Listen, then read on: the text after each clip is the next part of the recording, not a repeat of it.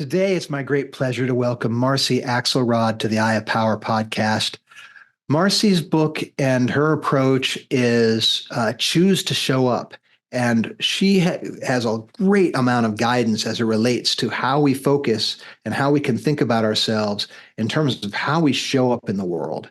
And so we'll get into a whole host of the ways that we can expand our personal power by just being aware of what it is that we're doing in the moment and how we're framing things. So welcome, Marcy.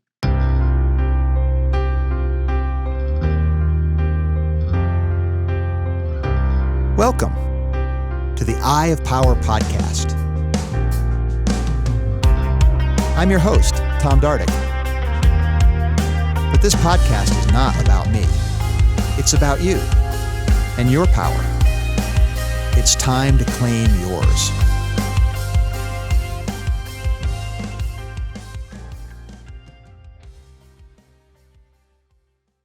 The moment we're not true to ourselves, true to our heart and what our heart wants to do, which is care, right? To take care of others. The moment we turn against that, we now have to justify, right? And the great example that they give that we can all relate to, or that most of us can, is that we have a newborn infant. They're crying in the middle of the night. We don't want to get up. And we're like, oh my God, do I really have to get up? And then the moment you decide, I'm not getting up, then you have to justify. Well, look, my spouse over there, like she or he's not getting up. They aren't getting up, and they didn't get up yesterday either. And like, really, why should I get up if they don't get up? And then we blame. And then we're in a spiral, because the moment you look at them and they see that you're upset with them, they then respond to that. Instead of you're my loving, wonderful partner who helps me so often, they respond with a defensiveness or concern or fear. And now we're in a spiral of self-deception and justification. And it happens all the time, right? Why should I share the insight that I have from my team with this other team over here, or with this other person, right? Or gee, the person on my team's not pulling their share of the work, and therefore I'm feeling negative against them. And we're in this. And the reality is, the moment we go into the self mode, so when I talk about with showing up, I just point out what evolution has always told us is true. We're not just selves. We're in three roles. Right. Yes, we're individual selves, but we're also in a situational role. And we have to choose how we show up in that moment. And what a situation is, most people get wrong. A situation isn't me on a podcast or with my coffee or in my 9 a.m. Monday meeting. A situation is a reverberative back and forth process where your expression, Tom, right now is literally changing how I'm showing up. And the tone of my voice, my cadence, not just my verbal, like my worded content, but the 90%, that's the rest of it, which is beneath the words. That's what you're responding to. And it's this back and forth, but it's also out there, the environment. Am I cold? Is there someone walking by? Is the sun out there? Am I hungry? Everything is showing up to us. So our situation is creating what's going on, just as much as our interiority is putting it out there. So we're a self, an individualized self, yes, but we're within a situation which is co-creating us. And we're a member of society, all the rest that's out there.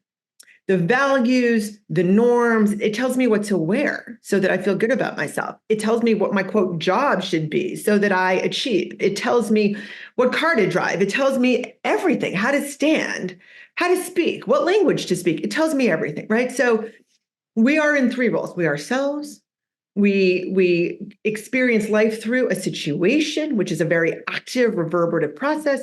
And we are a member of a society, and it can be a school group, a religion, a community, an ethnicity, a race. Our society is all of these things. So that's a big part of showing up. And when you think about that, you say, well, Marcy, why does it matter that I'm in these three roles? Because we can't truly choose how we're showing up if we're just an individualized self with our mirror facing us, right? So Tom, on your radar chart, you have somewhere that like self-focused mode.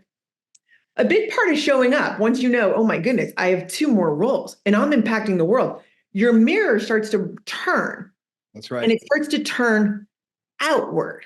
And I'm going to put some numbers on this for you, Tom. Are you familiar with the work of Nicholas Christakis? No.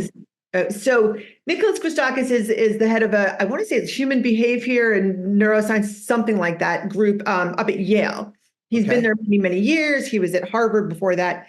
He's the one who showed how our behavior flows through society. And I'm going to explain this right now. So the people we spend the most time with, Tom, they are literally 45% more likely to do what we do by virtue of their time with us.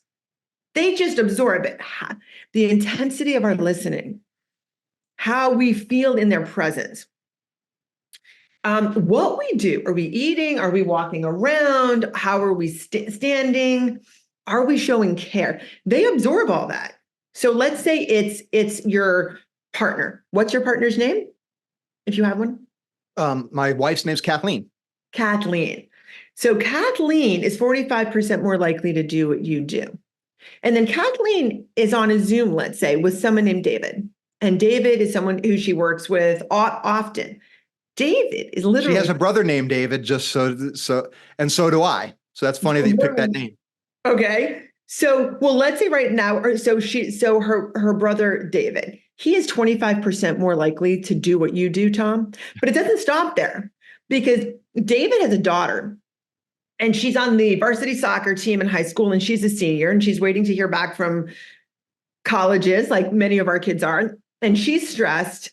And her name is Janet. Now, Janet is 10% more likely to do what you're doing, Tom, because it goes through David and through your wife. So right, can I pause you just for a second there, Marcy? So my brother, his name, he goes by his middle name, Scott. So everyone calls him Scott, but his actual first name is David. His wife's name is Janet. Anyway, okay, so what's the likelihood of that? That's pretty wild. Anyway, keep going. So right here, I kind of call this an omen. Okay, I call this an omen, and you can go back to the book The Prophet, right? Where the omens are all out there and they direct us, right? If there's more than meets the eye in the world, at the very minimum, let's agree to that. Let's agree to, yes, definitely. Yeah. And we were meant to meet, and we were meant to have this discussion. I mean, bringing it back, those numbers, 45%, 25%, 10%, they were measured with all sorts of objective things. They were measured with whether you vote, whether you get to the gym, whether you stay married, whether you get divorced, your body size, how much you drink, whether you engage in other risky type of behaviors like gambling. The bottom line is the specific things measured, Tom, were so vast that you can generalize that what we do is simply absorbed by others. And let's look at that word do. What we do is created by how we feel and what we think about how we feel. So now you've got thoughts, feelings, and actions. So people aren't just doing what we do. They're thinking what we think, and they're feeling what we feel just because we're doing it. And I really emphasize this in all of my keynote speeches and in all the leadership consulting that I do, because most of us kind of turn down the dial on thinking or knowing how impactful we truly are. And whether we hop out of bed or push that snooze button or kind of don't smile at the first person we see, we kind of think, it doesn't matter. Tom, are you now convinced? It matters. It matters. So you've just stirred up a whole bunch of, like, a hornet's nest of thought in my mind here. Starting back at your topology of the showing up in 3 ways. Three self, roles. Situation, and society, right? Are 3 roles, which are Three roles. You can't leave them behind. You can't shove them in the closet. They're there no matter what. You're impacting the world no matter how crappy you feel, no matter whether you want to take out rage on the person in the road in front of you, right? So it kind Yeah. of forces you, like, it is incumbent upon us to be responsible now with our power. Yeah, that's speaking my language there. The thought that came to mind while you were laying that out, Marcy, is self-situation society almost can map to the idea of the triune God in the Christian tradition, where it's, the self could be sort of thought of as the traditional God of creation, and the situation could be thought of the passion of the Christ story, the travels of through life of mankind, and what the lessons are there that are just universal. It doesn't matter what your traditional religion or your values are. It's just this truth aspect of what we all have to face. And then in the tradition there would be the Holy Ghost of society, which is that which allows us to connect those things together. Mm-hmm. And so that triple topology that you're pointing to is mm-hmm. something that's very psychologically true down to the very root. It's order, chaos, and that which we can tell the difference between the two. It's force, surrender, and knowing which to apply in the moment. It's all these things happen. And so that's another example or expression of just what's very deeply true. So that that seems that the utility of it is coming from the fact that it's so rooted deep down in terms of what reality actually is. That's exactly right. There's so much wisdom in what you're saying. The root of so many religions and belief structures happens to be the same thing, because this is evolutionary, right? We have, like, when you picture humans, the first humans living in caves, we were still individual cells within a situation and members of something larger. It has always been true. It is irrefutable. And when you see how I depict it in the framework of how nature designed us to show up, it's a circle with a peace symbol, okay, with self as 30%, situation is 30%, and society as 30%. Now, a lot of the problems that we're having, a lot of the pain, a lot of the sorrow, is because when I ask people to draw a pie chart in the workshops that I lead, and I say, how would you distribute the amount of kind of time that you actually think of or feel of yourself more as an individual self than as an active participant within a situation, or as actually a member that's impacting all of society? And people, they're not happy, but like maybe they draw a line in the middle and their self role is half of it. But a lot of people are like, I don't like this, but my truth is that myself is 80%. I'm worried about my daughter with a mental health issue. My relationship with my spouse kind of feels stale. I want to be the best parent, but I'm hitting up against the wall of this teenager. And this is really my truth. So what I offer then is something that's obvious once you know it, okay? Which is that in addition to the three roles in which we're always showing up, there's actually a skill that corresponds to each, and it's just nature.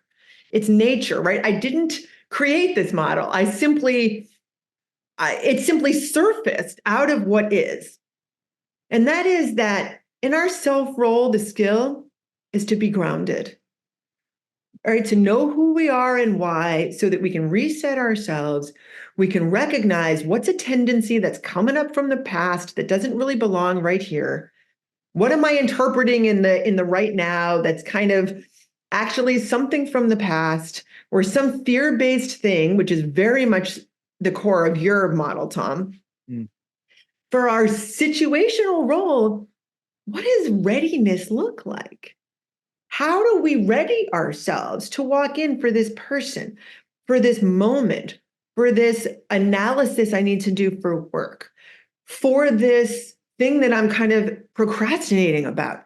What does readiness look like? And I talk about that. And there's a visualization exercise that I very much recommend. And then for our societal role, connected is the term that everyone uses. I don't happen to love that. I think that's hackneyed and it doesn't really work.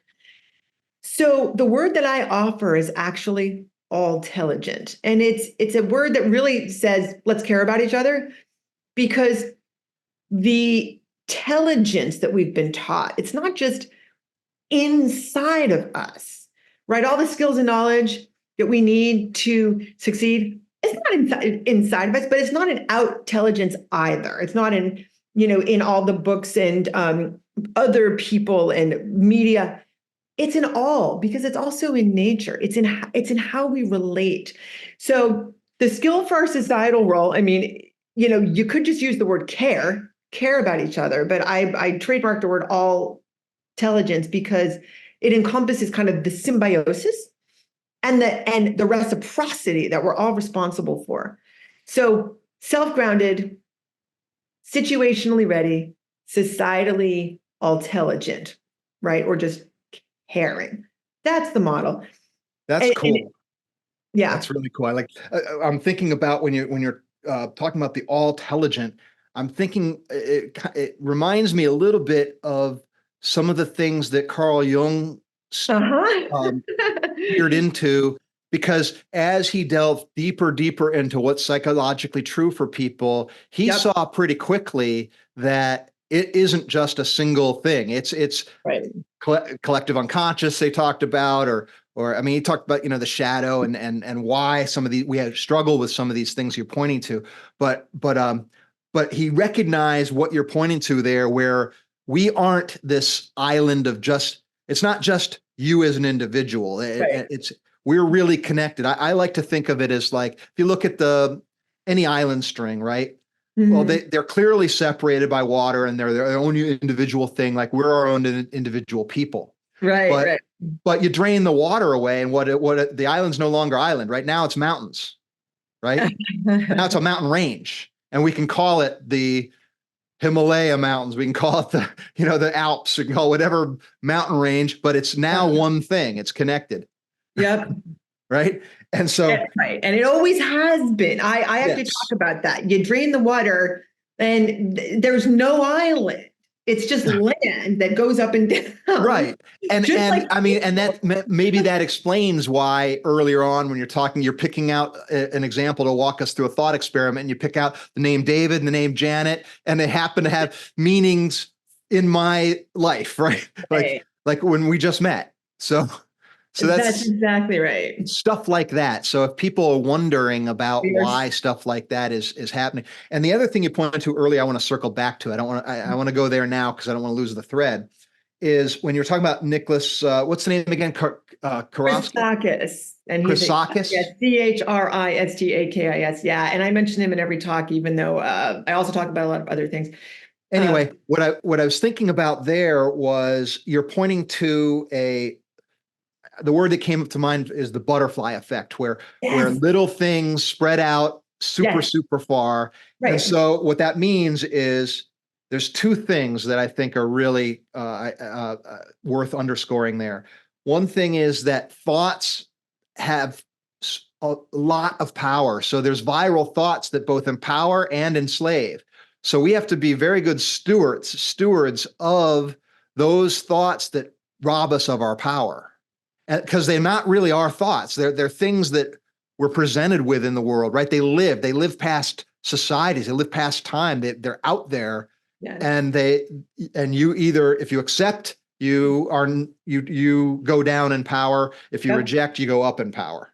So that's one thing. And the other thing that you pointed to that I really underscored here is how important we all are. I'm going to start crying. Everybody matters. I wish everyone would cry about this because we need to viscerally feel it. Everybody matters. Yes. And we're designed to care. Yeah.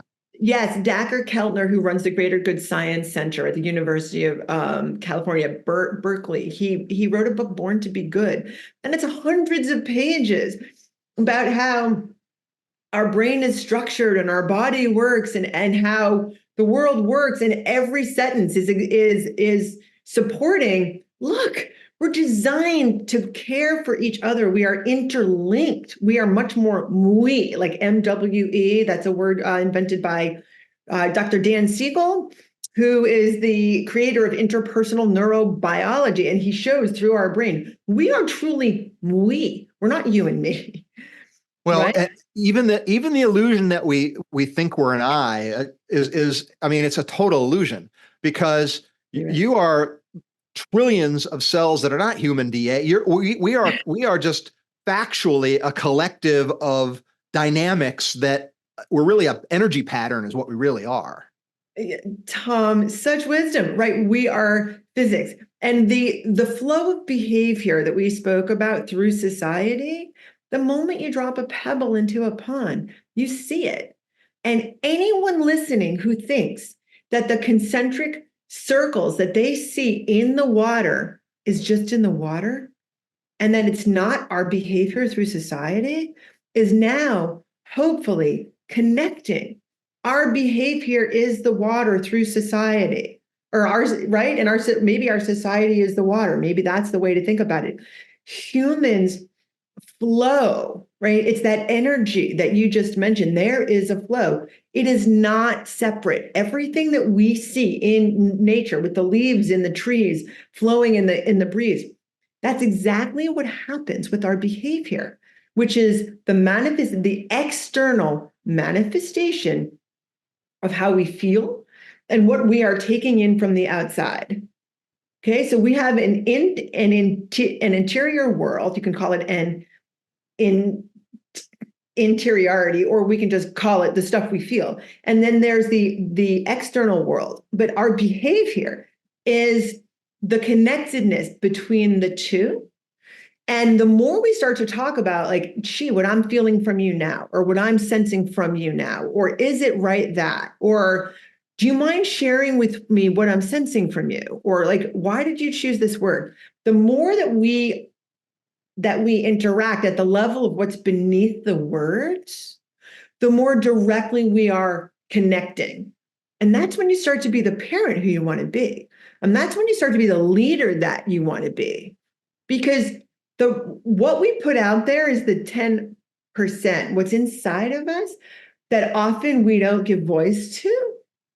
That's our truth. That's our 90%. And that should be on the table more often and out there more often. And the moment we do it with care, hopefully we can break down the barriers and the fear that's right, that we all know about, that's built into your model, right? That's what your work is very much helping us with, Tom. Well, I'm smiling because you can't see it on this, but if you look at the four corruptions in the action towards society, which I call the purpose quadrant, the corruption of that quadrant is, I call it carelessness, which is not being careless, but not having care. So what you're pointing to is the actual getting out of that. You're guiding people away from that corruption, essentially, is what you just said, the way I hear it using my model. So yeah, we're in total agreement there.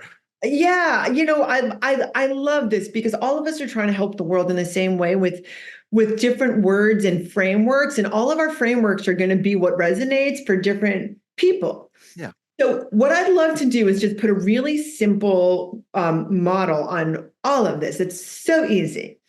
It's so easy because we always show up with a level of quality, right? Everything in life has a level of quality that's affiliated with it. High, medium, low is often used. So if you picture a continuum, and I'm going to send you this so that you can put it up when you put this podcast out there. Sure. There are 3 levels, right? It goes red through green.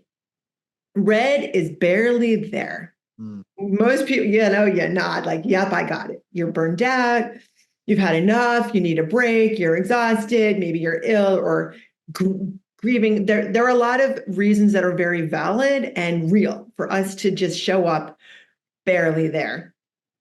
And then there's what 80% of us do 80% of the time, according to my 20 years of research. And that is we just show up. And we know what that is. We go from one thing to the next. We really want to do our best.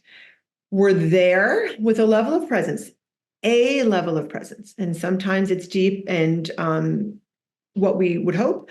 But other times it's superficial and we're thinking about this or that, and that pops up and this pops up, and we're hungry for lunch and we just need a break. And it's just the best that we're doing, right? There's this buzzing going on because we're kind of in more of a busy mode in our left hemisphere than in a connected open mode. So that's just showing up. And what neighbors, there are so many quotes from interviews in my book with people saying, Marcy, by the time I get the kids out the door and I'm at work, like I'm happy if I have half my wits about me at 10 a.m. You better bet I'm trying to show up, but it's like, what I've got is what I've got, right? So it's honest and it's real, but it's just showing up. What I call truly showing up is when we've really been able to take that break. We've been able to reset our nervous system. We've been able to visualize and ready ourselves what's about to happen. And how am I choosing to show up to what's about to happen, or what's going to happen next week, or when that person who irks me walks in, or when I see my spouse or teenager again. And you can ground yourself in your self role. You can be ready for the situation, and you consider how you're impacting that person in the world. So that is applying the truth, right, of how we show up, self-grounding, situational readiness, and societal intelligence. And it's really, all that you've done is taken a break.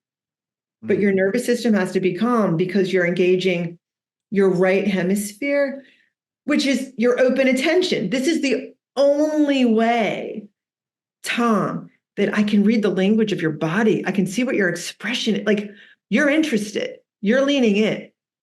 It's the only way that I can truly be with and for you and this moment. So another whole bunch of thoughts you stirred up with your knowledge bomb you just laid there. So the idea of showing up, and because you're showing up, right? No matter you're there. Wherever you go, there you are. So it's not an optional thing. So the question is, how much are you going to turn your dial, right? How much are you going to allow people to turn your dial? How much are you going to turn it yourself? And then what do you do to turn the dial? So a couple thoughts. It seems to me like we are just made, evolutionarily speaking, to conserve our energy, right? We default is, let me do the littlest amount so that I have the biggest reserve. So if the danger comes, I've got the reserve to use. And that's just baked into the cake. It's not a character flaw. It's not a problem with design. It just is the way it is. And so in our modern world, it's not really appropriate to be conserving our energy because we're going to be mauled by a lion or have to have this. Now, in some areas, they can have, night attack by there are dangerous areas where, it's war torn or something like that. So, it's not that all places are safe, but in general, over the course of the modern civilization, that topology is not as useful as it used to be. And so that's one thing. And then the other thing is what seems like what you're talking there is the art and skill and science of energy management, right? So how are we presenting? And it's related to where we were talking earlier about thoughts. So you gave an example of what I would call a viral thought, where it was, I just don't have anything left. Well, there's lots of research. There's lots of people have studied this. When you say you have nothing left, if you're really at the end of your rope, according to somebody like David Goggins said, yeah, you're probably about 40% of your gas tank is used, and you're probably about 60% left. When you think you're done, you probably have 60% left at that point, right? And so when we tell ourselves things like, I just don't have anything more to give, I'm tired, it's the end of the day, I give myself permission not to exert the energy to adjust my state, it's a lie most of the like 99% of the time, it's actually not true. So we're taking this fairy tale and giving ourselves the option to conserve our energy and not show up at that true level. And Hey, maybe it's aspirational, right? Is there anybody that you know that is at the true level 100 day in, day out, no matter what? We're always moving up and down this continuum. Every hour of every day, we are. So it's an aspirational thing, right? So we Right. got to give ourselves a little bit of grace and just build the habits, right? And the skills of just being able to turn that dial when we know the situation or the circumstance calls for it. So if I'm not feeling all that well, you and I have an appointment. How I'm feeling has really nothing to do with what we're trying to do together. So I should not give that any power. You know, if I can, right? I mean, there are physical limitations, but Yeah. don't put to there. So my question is, the system that you laid out there, the three levels of presence there, and your guidance, you're giving people the tools to be able to adjust that energy management skill. Is that what we're talking about? Energy management. So, I mean, I like that you've put that frame on it. What I like to think about what I'm doing is I'm simply putting a framework around our evolutionary truth about how we're designed to show up.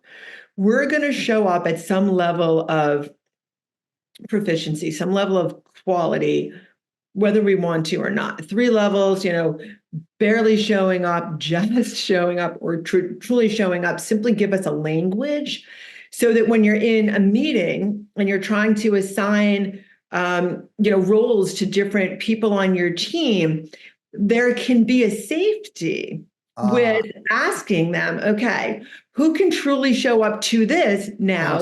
Okay, so you're talking about a cultural impact. I'm sorry? I'm sorry to interrupt you, but you're talking about a cultural impact where we have a shorthand, a language that allows us to acknowledge, because positive change always begins with awareness. I'm not trying to barely show up. I'm not trying to just show up. It's because I'm in the habit, in that mode, and I just lost sight of the prize there for a second. Right? So the continuum, what I call the show up continuum, can be used for, four different purposes, or really, really any. I mean, it's a communication tool. It's a tool for accepting yourself, because it's okay to just show up. Maybe, it's better if you just show up 60% of the time than 80%, and that you can try to truly show up more often. But really, it's a process of noticing when you're just showing up and prompting yourself to reset. And I have two ways to do that. But before we get into the two ways, the tool lets us be human, and it lets our inner critic go on vacation, because it's okay to just show up. In fact, you have to just show up a good portion of the time, because the glucose and oxygen that we have in our brains is going to get exhausted. Like, we need to refuel, we need to pause, we need to step back. We're designed to switch between our right hemisphere that connects us and shows us the wonder of the world and helps us be inventive. We need to switch between that and let's just get it done, right? There's a berry on the bush. I need to grab it. I need to feed myself, right? But I also need to stay alive. We are designed to switch back and forth from our left hemisphere into our right. So we very much need to do both.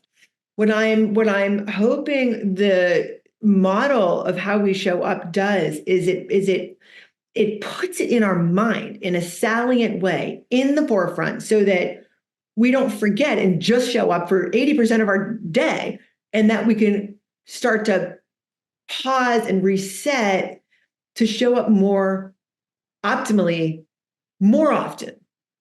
That's what I'm trying to do. I'm reminded of the movie Click. Mm-hmm. Remember the movie Click with Adam Sandler movie? So Christopher Walken, I guess he played some sort of devil type of character, where he gave him a remote control where he's encountering the things in his life that he doesn't like, so he can fast forward past them. And he gets into this habit, and he finds himself in a reality that is nightmarish. Okay. Because what he thought were the things that he wanted to just skip past were really the things that mattered most in life. And so it's not a great movie, but the premise of it in this way is very illustrative of the dynamic you're pointing to there, Marcy. Yeah. Well, so when we default, so I call just showing up default mode. Yeah. Unfortunately, as you're saying, it becomes default. So in that movie, when he clicks, that's what he's like. He's the either barely or the just. That's Right. what everyone in his life is encountering, the version of himself that he's not present in. Right. That's Right. what they're encountering, that element of it, that aspect of himself. And that's what lends to him losing his wife and his job, all the rest of it. So, yeah. Right. So this is the ripples through society, right? Yes, This is the yes. ripple right there. You just show up and it ripples through the people you're with. Why? They're not feeling your care. Yeah. They're not, right? You aren't receiving them for the core of who they are, which is they're a human being on this planet, just like we all are, with the same needs. We all want to feel loved. We all want to feel accepted. We all want to feel peace. We all want to be healthy, right? And we're here truly for each other. But when we just show up in that left hemisphere, unfortunately, the humanness flies out of wherever we are, and they become more objects to be acted on. Oh, I need my colleague to agree to do this. I need my spouse. She should do this. He should do this. I just need this done. So now we're dealing with objects, and we're not caring anymore. And then they reflect it back for us. And then we fall out of love with ourselves, and that critic shows up. And now we justify, and now we're angry and on. And then our ripple goes out, out, out, out, out. And it's hard to stop because now we're in a cycle. But the moment that we can pause, and I'll give you a way to do it now, right? Is this an okay time? Can I mention the two ways to calm ourselves? Please. So because our brain is only doing one of three things at any time, what we have to do is choose. So either we are directing our attention, or we're wandering, our mind is off somewhere, or we're sensing something. And it's that sensing that resets us. So take your palm and two fingers on the other hand, like a big marker, and on your open palm, draw a 3 for level 3. Level 3, truly showing up. This is how we want to be. And now feel your palm. Your palm is absorbing this choice of truly showing up. And what you're doing is you're resetting into your sensing mode because you're feeling something now. And you can do this at any moment of any day. You can do it even when you're in a heated thing with somebody or you're sad. The moment you do this, you're feeling something. Your self-criticism evaporates. Your anger evaporates. Your sadness evaporates because now you're in your body. You see how powerful this is. And often what people tell me is they say, Marcy, my breath, I started to breathe more deeply. And now you're more present. So once you're calm, then you see the options. You've reset into your right hemisphere, and the world has gone from this narrow tunnel into whoosh. Now it's so much bigger. You're seeing the options. You're feeling the humanness around you. You're back into... You've opened up the spigots of your true self that can see the true self of another person. Yes, and I'd like you to use the word feel, or if you want to, feel. You're feeling with. Feel. Okay. And feel. 4, instead of just 2, there's 2 with and 4. Okay. When you're just getting stuff done, you're 2, everybody. They're objects. Right. The moment you reset into your body, now you can receive. Your body's feeling. It's in receiving mode. It's in an open-hearted mode. So now you're truly interlinked with another. You're feeling them and they're feeling you. So you've now merged, right? Which is truly the way our body works. We like with a 1-second touch to a stranger's forearm, even if you can't see them. What the study shows is over 60% of the time, in fact, I think it's 68% of the time, you can guess their emotion. You know if they're feeling gratitude or love or compassion or frustration or anger. This is actually one of the studies cited by Dr. Keltner at the Greater Good Science Center. In fact, I think they conducted it. There was a velvet curtain between two strangers, and someone's forearm was put out there. And the person on the other side of the curtain touched the forearm for literally 1 second and guessed with over 60% accuracy how they felt. Now, the likelihood of guessing right was 8%. So we feel each other even when we don't know the person and we can't see them, right? So those emotions literally go through the air from person to person, right through our skin, right through our skulls. Like our body doesn't stop at our skin and our skulls. As you say, the energy, it's out there. So Marcy, would you say this is what in the past, before we had some of the language that you're sharing with us and the notions that have crystallized through, our modern research apparatus, in the past, we just call it our gut feeling, we might call it vibe, we might say,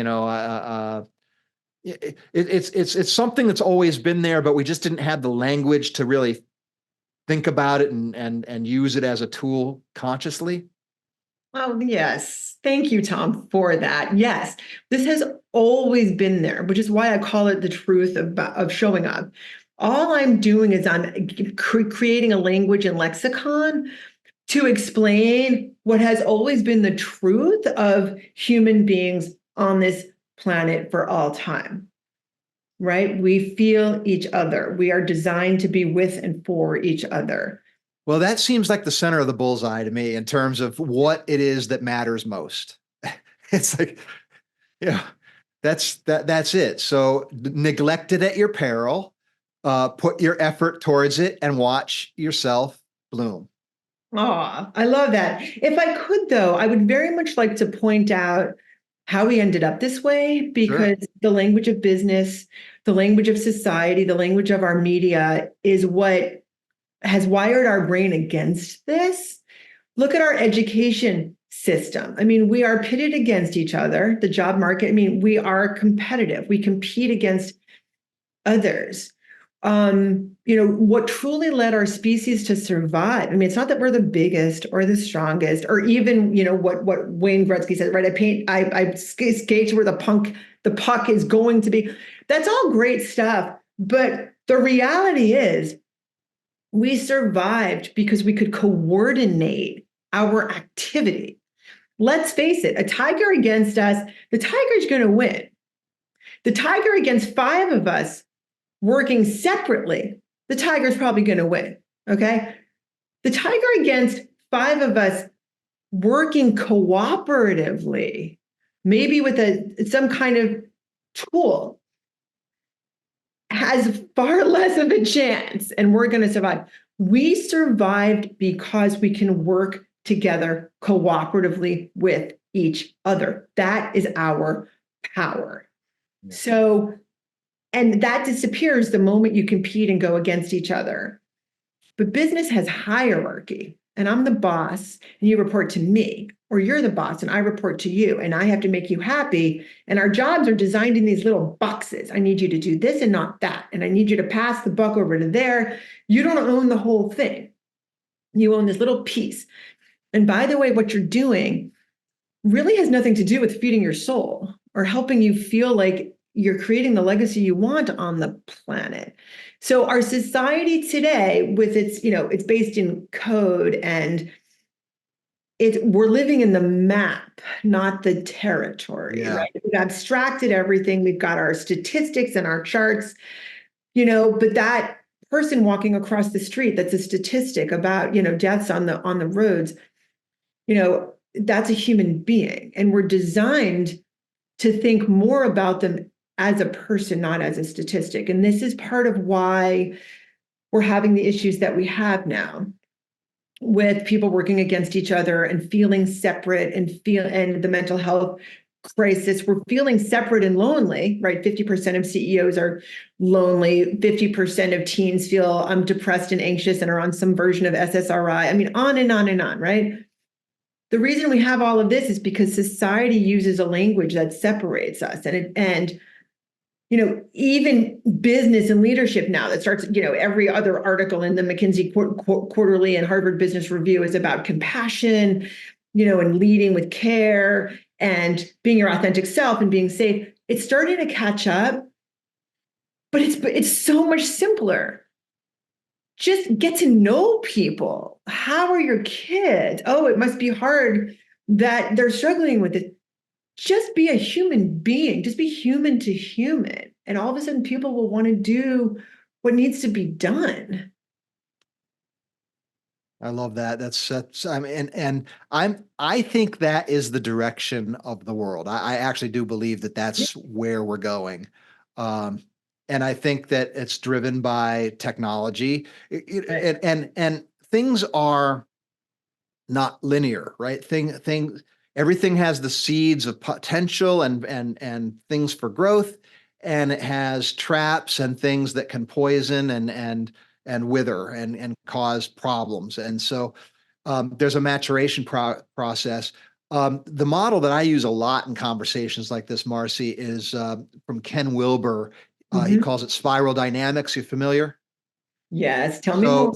So, and we're coming up on time, so I'm not going to go into the whole model of spiral dynamics, but what it really is we need to be more open to the fact that going forward is not always looking like things are getting better, no matter what level we're talking about, whether it's our person, our family unit, our neighborhood, sometimes we can be making progress and it feels like we're going backwards because things work on a spiral. Like if you think of like a car garage going up the ramp, at times you actually feels like you're going down in a way when you're actually going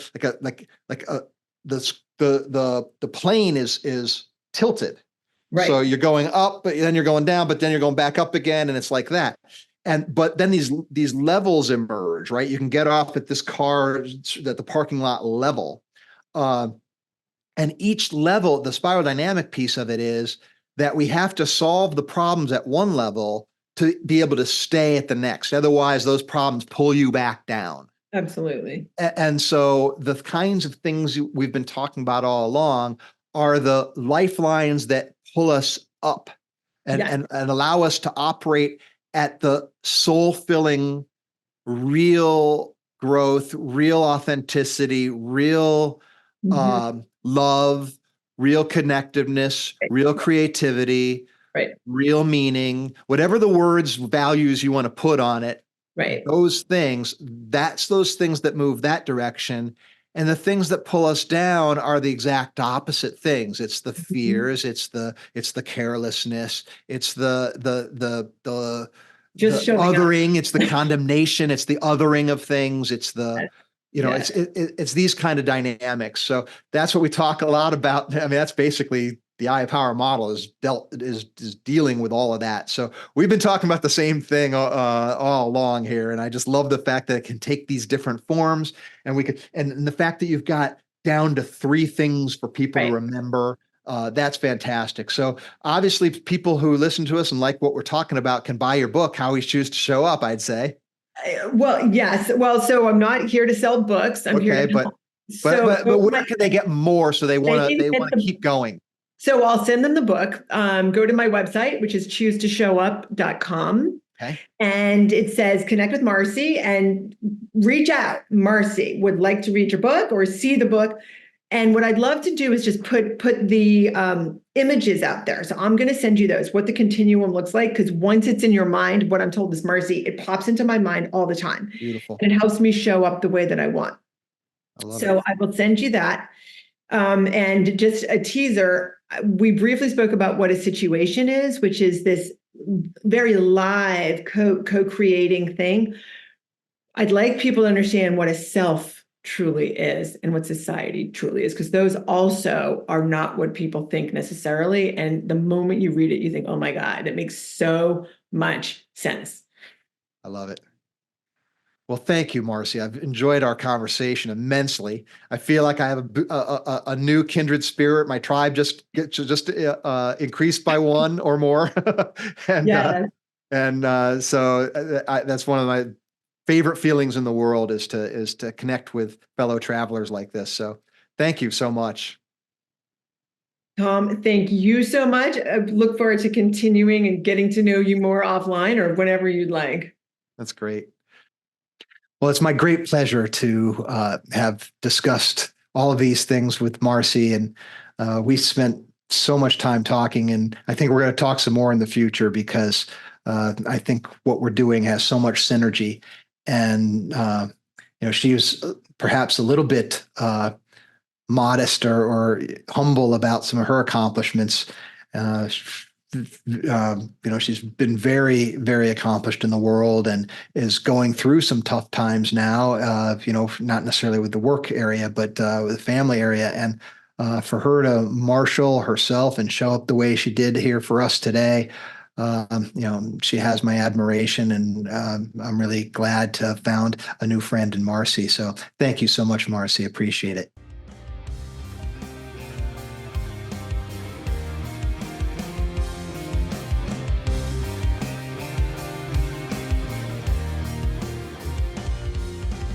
This has been the Eye of Power podcast with Tom Dardick.